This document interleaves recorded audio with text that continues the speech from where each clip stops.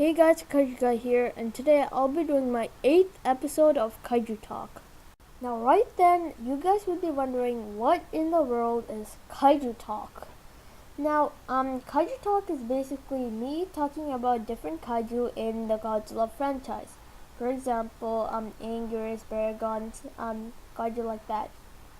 And I'm going to do it in the order the films go. What I mean by that is for example, Anguirus, which appeared in Godzilla Rage Again, and then Mothra, who appeared in Godzilla vs. Mothra in the Showa era, and then King Ghidorah, who appeared in Ghidorah, the three-headed monster. So I'm gonna go like that. Now, what I'm really gonna talk about with you guys in this Kaiju Talk thing is okay, let me tell you guys now what I'm gonna talk about. So first, I'm just gonna tell you guys like a brief introduction of the kaiju. What's my opinion on it, if it's like my most favorite, or if it's okay in the middle, or like stuff like that. And then I'm going to tell you guys his data. Now, not his exact data. What I mean by that is if the kaiju is like 69 feet tall, I'm not gonna tell you guys if he's 69 feet tall. Instead, I'm just gonna tell you guys if he's like massive. Like, what I mean by that is like if he's like towering Godzilla, or if he's a little shorter than Godzilla, or half the size of Godzilla. Then I'm going to tell you guys like how he looked in the Godzilla 2014 franchise, which I think it's the most interesting thing of the kaiju data. Now, in the part where I'm going to talk about how he looked in the Godzilla 2014 franchise, basically I'm going to tell you guys my opinion on the kaiju's origin, his size, how he looked like, and like the stuff like that, in the like how he'd be in the Godzilla 2014 franchise. Similar to what I did to Mechagodzilla very recently and King Ghidorah like a little while back. So basically, I'm gonna post this picture up, and I'm gonna tell you guys the differences from that picture. It's gonna be how he looked in their point of view, and I'm gonna tell you guys the differences of that picture and how he looked in my opinion. So the 8th episode of Kaiju Talk will be on Manda. And as always, I'm gonna tell you guys my opinion on Manda and a brief intro of him. So Manda is basically this gigantic sea snake, and it first appeared in the film Atragon. So I haven't seen the film Atragon yet, so I don't really know how Manda was in the film Atragon. But Manda also appeared in the film Destroy All Monsters, and Manda was basically this monster. I think it was a monster in Monster Island, or I think it's a monster from Monster Island. And Manda also appeared in Godzilla Final Wars, where it was a monster from the Exilians.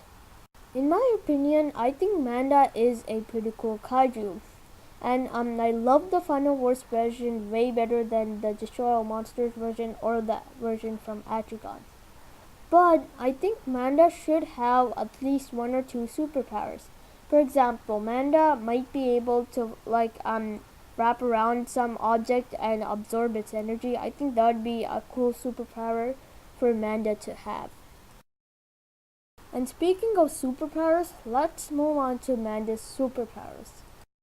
So as I said in the intro, Manda doesn't really have any superpowers, except that he can survive really hot temperatures and that he can swim. My opinion on Manda's superpowers is that, again, as I said in the intro, he needs way more. A possible one would be that he could wrap himself around an object and absorb its energy, or a simple one would be that he could be able to fly. Next, let's talk about how massive Manda is. Well, Manda is not massive.